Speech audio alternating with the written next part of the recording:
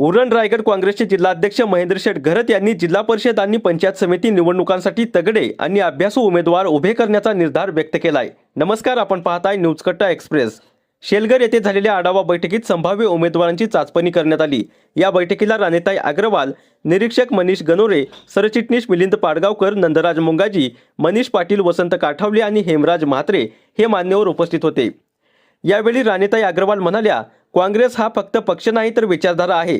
निष्ठावंत कार्यकर्त्यांनाच संधी मिळाली पाहिजे, बाहेरून आलेल्यांना तिकीट नाही। याच दरम्यान अलिबागमध्ये झालेल्या दुसऱ्या आढावा बैठकीत महेंद्र शेठ घरत अध्यक्षस्थानी होते। ते म्हणाले, महापालिका आणि नगरपालिकांमध्ये चांगले यश मिळाले।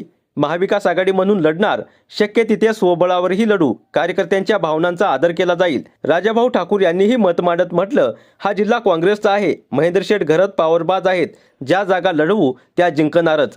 बैठकीत शाह आलम, प्रदीप रावत, इस्माईल घोले आदी पदाधिकारी उपस्थित होते। सोशल मीडिया वापर, युवा नेतृत्व आणि कार्यकर्त्यांच्या सहभागावर भर देत काँग्रेस रायगडमध्ये दमदार कामगिरी करणार असल्याचे चित्र दिसत आहे। न्यूज कट्टा एक्सप्रेससाठी रायगड जिल्हा संपादक संजय गायकवाड।